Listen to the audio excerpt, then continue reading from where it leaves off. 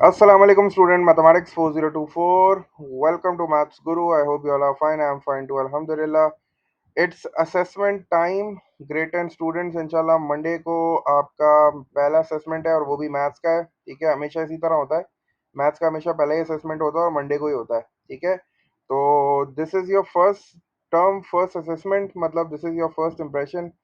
और उम्मीद करता हूँ कि अल्लाह करे आप सब जो है वो अच्छा परफॉर्म करो। मेहनत रच के करना भाई, क्योंकि ये पहला इंप्रेशन है अपने टीचर्स को इम्प्रेस करना। टॉपिक्स हमने जो है वो मैथ्स के असेसमेंट में ग्रेड 10 को जो है वो 3 टॉपिक्स दिए हैं। अलजेब्रा दिया है, कोऑर्डिनेट ज्योमेट्री दिया है और ट्रिग्नोमेट्री दिया है। थोड़ा सा टॉपिक्स की भी बात कर लेंगे, वेटेज की भी बात कर लेते हैं। पहले थोड़ा सा बेसिक इन्फॉर्मेशन पे जो है ना थोड़ा सा डिस्कस कर लेते हैं। हमारे पास इन्फॉर्मेशन ये है कि आपका जो मैथ्स का असेसमेंट है that is of 40 minutes. 40 minute आपको मिलेंगे कंप्लीट करने के लिए। ठीक है, and the marks are 25, 25 marks का ये असेसमेंट है। और कैलकुलेटर इसमें अलाउड है। कुछ बच्चों ने क्वेश्चन किया था कि सर असेसमेंट P1 या P2 कौन सा होगा, तो ये टॉपिक पर डिपेंड करता है। ठीक है, चूंकि तुम्हारे पास अभी ट्रिग्नोमेट्री का टॉपिक है तो ट्रिग्नोमेट्री कैलकुलेटर के बगैर नहीं हो सकती। तो अभी जो तुम्हारे पास असेसमेंट है बेसिकली ये समझो P2 टाइप का है, तो इसमें कैलकुलेटर बिल्कुल अलाउ होगा, तो अपना कैलकुलेटर लेके आना। ठीक है, और फॉर्मूला शीट नहीं मिलेगी। फॉर्मूलाज तुम्हें याद करके आने पड़ेंगे। कोऑर्डिनेट ज्योमेट्री में जितने फॉर्मूलाज हैं सब तुम्हें याद करने हैं। ट्रिग्नोमेट्री वाले फॉर्मूलाज तुम्हें याद करने हैं। अलजेब्रा में अगर आइडेंटिटीज वगैरह हैं तो वो तुम्हें याद करनी है। ठीक है ना, तो ये सारी चीज़ें आपको याद होनी चाहिए, क्योंकि असेसमेंट में कोई फॉर्मूला शीट नहीं होती। एक क्वेश्चन मेरे पास ये आया था कि सर अगर क्वेश्चन में कुछ मेंशन ना हो कि हमें अपना आंसर कितना देना है, तो 3 डेसिमल प्लेसेस जो है ना ये मोर देन इनफ है। 3 डेसिमल प्लेसेस में अपना आंसर दे देना, लेकिन जो थर्ड डेसिमल प्लेस होगी ना उसको प्रॉपर राउंड ऑफ करके देना। ठीक है ना, ऐसे नहीं कि कैलकुलेटर से आपने 3 डेसिमल प्लेस उठाया और लिख दिए, तो जो थर्ड होती है उसको प्रॉपर राउंड ऑफ कर देना। हाँ, लेकिन अगर क्वेश्चन में क्लियरली मेंशन है कि you have to give your answer to 1 decimal place या 2 डेसिमल प्लेस, तो फिर आप 3 डेसिमल प्लेस नहीं दोगे। अगर आपने 3 डेसिमल प्लेस दिया तो फिर नंबर कटेंगे। ठीक है, तो अगर क्वेश्चन में मेंशन है, जितना भी मेंशन है 1 डेसिमल प्लेस है, 2 डेसिमल प्लेस है, आपको उतना ही आंसर देना है। अगर क्वेश्चन में मेंशन नहीं है तो आप 3 डेसिमल प्लेसेस तक आंसर दे दो, आपका आंसर एक्सेप्ट हो जाएगा। और कोशिश करो कि कैलकुलेटर में जो आंसर का बटन है ना उसको यूज करो। अ, अपनी कॉपी में बेशक तुम 3 डेसिमल प्लेस तक लिख के जो अपना आगे की कैलकुलेशन के लिए यूज जो करते हो कंटिन्यू, उसमें आंसर का बटन यूज करो। उससे आंसर जो है ना वो तुम्हारा एग्जैक्ट मैच होता है। अननेसेसरी राउंडिंग ऑफ ना करो, हर स्टेप में राउंड ऑफ करते हुए जाओगे तो तुम्हारा आंसर बढ़ जाएगा। ठीक है ना, तो ये कुछ चीज़ें थी बेसिक। बिल्कुल अपनी स्टेशनरी प्रॉपर रखो, कैलकुलेटर लेके आओ। ठीक है, असेसमेंट में अगर आपको एक्स्ट्रा शीट वगैरह चाहिए तो वो फिर ये है कि अपने टीचर से, आप जो भी इन्विजिलेटर है आप उससे मांग लो, वो आपको दे देगा, स्टेपल कर देना। बस ये है कि थोड़ा सा असेसमेंट को तरीके से तमीज़ से सॉल्व करो। पेंसिल से अगर आप सॉल्व करते हो तो बाद में उसको अंडरलाइन ज़रूर करना पेन से, वरना ये है कि पेंसिल वाले असेसमेंट्स में मार्क्स नहीं मिलते, टीचर आपको 0 मार्क्स भी दे सकता है। ठीक है, तो कुछ बच्चे, बल्कि बहुत सारे बच्चों की आदत होती है पेंसिल से सॉल्व कर देते हैं जल्दी जल्दी और फिर बाद में उसको ऐसे ही छोड़ देते हैं। तो ऐसे ना करना, बेशक आप पेंसिल से सॉल्व करो लेकिन आप उसको बाद में अंडरलाइन ज़रूर करना पेन से, उस पे पेन फेर देना। ठीक है ना, तो ये एक्सेप्टेबल है, पेंसिल से काम एक्सेप्टेबल नहीं होता। प्रॉपर वर्किंग दिखाना, डंडियाँ नहीं मारना, डंडियाँ मारोगे तो मार्क्स कटते हैं। वर्किंग के प्रॉपर मार्क्स होते हैं। ठीक है, अच्छा ये तो बेसिक इन्फॉर्मेशन हो गई। टॉपिक की बात कर लेते हैं जल्दी से। अलजेब्रा का जो टॉपिक है तुम्हारे पास उसमें तुम्हें क्या क्या कवर करना है, ये क्वेश्चन आया था मेरे पास। तो अलजेब्रा में यू हैव टू कवर, सबसे पहले अगर तुम देखो तो अलजेब्रिक फ्रैक्शंस को अच्छी तरीके से करना। अलजेब्रिक फ्रैक्शंस का मतलब ये होता है कि you have to multiply algebraic fractions, add, subtract और उनकी डिवीजन। तो अलजेब्रिक फ्रैक्शंस की सिंप्लीफिकेशन जो है ना वो आप अच्छी तरीके से करोगे कि दो अलजेब्रिक फ्रैक्शंस को ऐड कैसे करते हैं एलसीएम लेके, सब्ट्रैक्ट कैसे करते हैं, मल्टीप्लाई कैसे करते हैं, डिवाइड कैसे करते हैं, डिवाइड में रेसिप्रोकल करते हैं। तो वो थोड़ा सा अच्छी तरीके से देख लेना। इसके बाद एक्सपेंशन और फैक्टराइजेशन देखोगे आप लोग। एक्सपेंशन मतलब वो जो ब्रैकेट्स हटाने वाला काम होता है, और फैक्टराइजेशन का मतलब होता है जिसमें हम ब्रैकेट्स लगाते हैं, कॉमन लेके, मिडिल टर्म लेके। आइडेंटिटी भी यहाँ जो है ना फैक्टराइजेशन में इस्तेमाल होती है, एक्सपेंशन में इस्तेमाल होती है। तो इसमें लीनियर भी देखना, क्वाड्रेटिक भी देखना, क्यूबिक एक्सप्रेशंस भी देखना। तो सबसे पहले तुम जो है वो अलजेब्रिक फ्रैक्शंस करोगे, मतलब सिंप्लीफिकेशन ऑफ अलजेब्रिक फ्रैक्शंस, जिसमें एडिशन आ जाती है, सब्ट्रैक्शन आती है, मल्टीप्लिकेशन, डिवीजन आती है। उसके बाद तुम expansion and factorisation of linear, quadratic और क्यूबिक एक्सप्रेशंस करोगे। और इसके बाद तुम सब्जेक्ट मेकिंग भी अच्छी तरीके से कर लेना। अगर तुम्हें कोई फॉर्मूला दिया जाए और बोला जाए कि इसका सब्जेक्ट चेंज कर दो तो वो भी तुम्हें आना चाहिए। ठीक है, फिलहाल अलजेब्रा में आप ये 3 चीज़ें अच्छी तरीके से कर लो। और अलजेब्रा की प्रैक्टिस जो है ना पास पेपर से करना, ठीक है। बुक से जो है ना बहुत प्रैक्टिस आपने कर ली, अब आप पास पेपर उठाओगे। जो आपके पास है रेड स्पॉट है, रीड एंड राइट है, जो भी आपके पास है टॉपिकल पास पेपर्स अच्छे होते हैं, टॉपिक्स के हिसाब से क्वेश्चंस होते हैं उसमें। तो आप जो है वो एक ही टॉपिक के बहुत सारे क्वेश्चन जो है ना जितने भी आए 10-15 सालों में उनकी प्रैक्टिस आप कर सकते हो, ठीक है। तो अलजेब्रा की प्रैक्टिस जो है वो अल्जेब्रिक मैनिपुलेशन के नाम से टॉपिकल पास पेपर में है टॉपिक, वहां से अच्छी तरीके से इसकी प्रैक्टिस कर लेना। अलजेब्रा की वेटेज जो है वो आपके असेसमेंट में समझ लो 5 to 6 मार्क्स की होगी, इतनी ज़्यादा नहीं होगी। तो लेकिन ये है कि 5 to 6 मार्क्स भी इंपॉर्टेंट होते हैं, जिसको 25 मार्क्स चाहिए उसके लिए तो इंपॉर्टेंट है बहुत।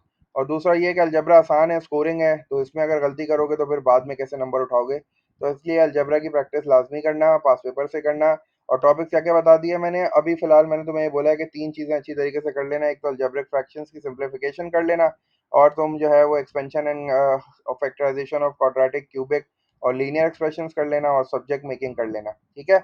अच्छा, उसके बाद जो दूसरा टॉपिक है कोऑर्डिनेट ज्योमेट्री। कोऑर्डिनेट ज्योमेट्री में बहुत सारे फॉर्मूलाज हैं, वो सारे के सारे फॉर्मूले तुम्हें याद होने चाहिए। मिड पॉइंट का फॉर्मूला हो गया, ग्रेडियंट का हो गया, डिस्टेंस फॉर्मूला हो गया।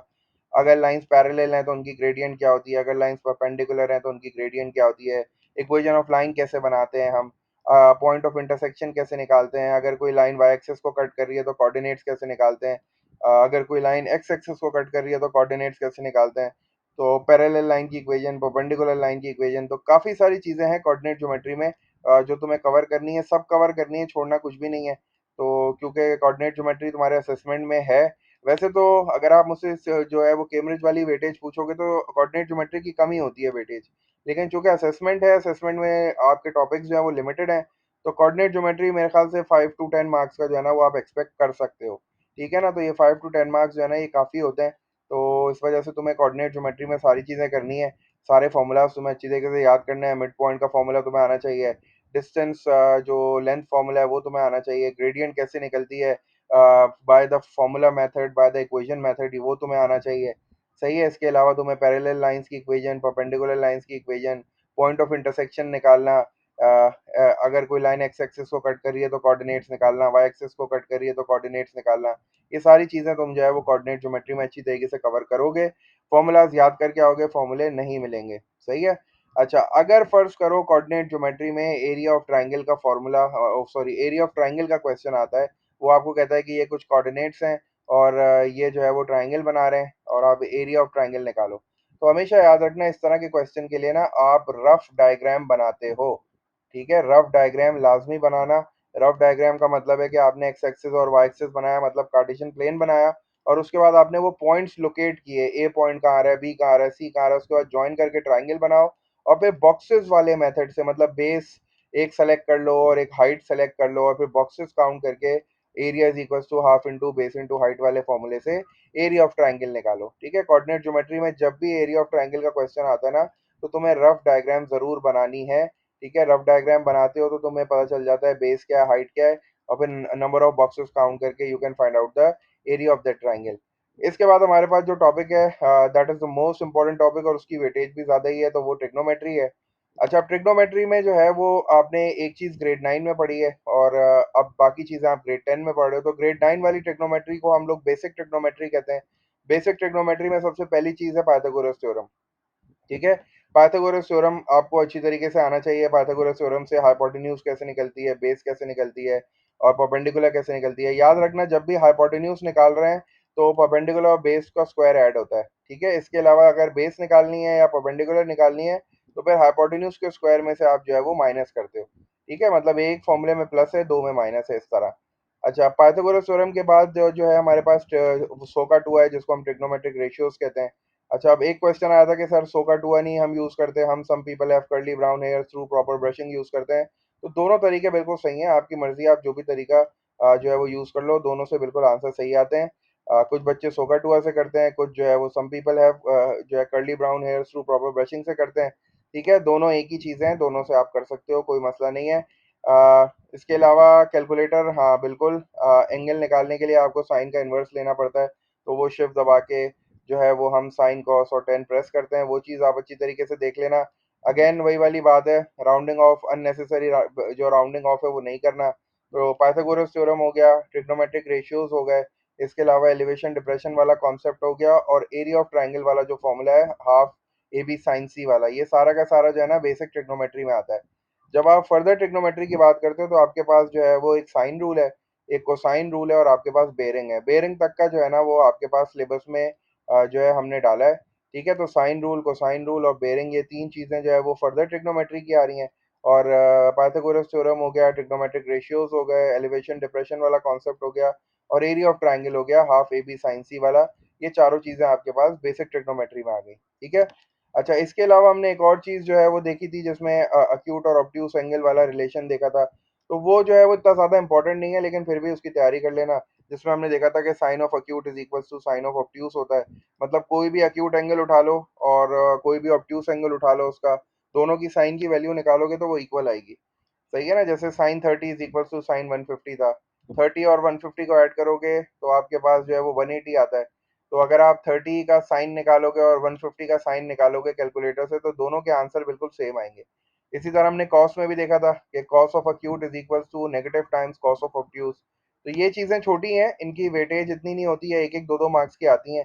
तो आप इतना इंपॉर्टेंट नहीं है, लेकिन ये भी आपके सिलेबस का पार्ट है चूंकि, तो उसकी भी थोड़ी सी प्रैक्टिस कर लेना। अब बाकी इंपॉर्टेंट चीज़ है साइन रूल है। साइन रूल आपको आना चाहिए कि साइन रूल अप्लाई कब होता है। साइन रूल के लिए हमें मैचिंग पेयर चाहिए होता है। मैचिंग पेयर आपको समझ में आना चाहिए। अगर आपके पास ट्राइंगल के दो एंगल्स गिवन है ना, तो हमेशा पहले थर्ड एंगल फाइंड करना, उसके बाद डिसाइड करना कि तुम्हें साइन रूल लगाना है कि कोसाइन रूल लगाना है। ठीक है। मैचिंग पेयर है तो साइन रूल, अगर मैचिंग पेयर नहीं है तो कोसाइन रूल। साइन रूल भी हमने दो तरह के याद किए हैं, एंगल वाला होता है तो साइन ऊपर आ जाता है, लेंथ वाला होता है तो साइन नीचे आता है। इसी तरह हमने जो है वो कोसाइन रूल भी जो है वो दो याद किए हैं।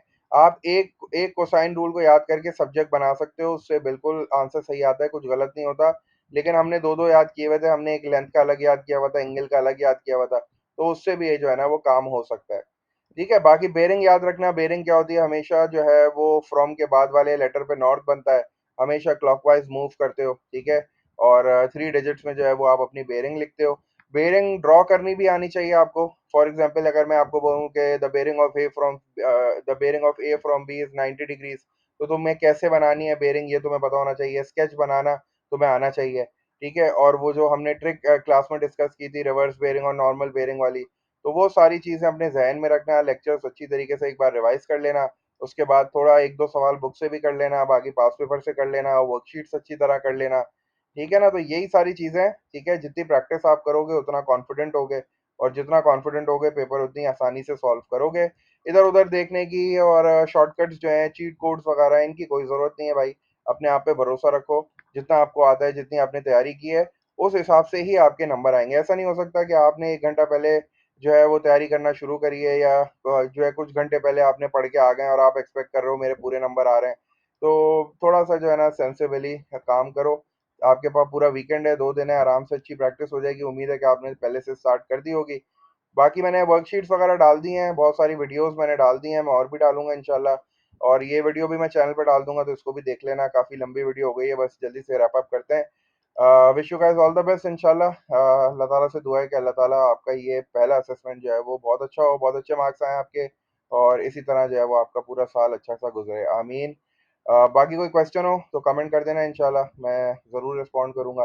बाकी मैं वीडियोस ढूंढ रहा हूँ, इंशाल्लाह फिर मैं उसको इसी के साथ अटैच कर दूंगा।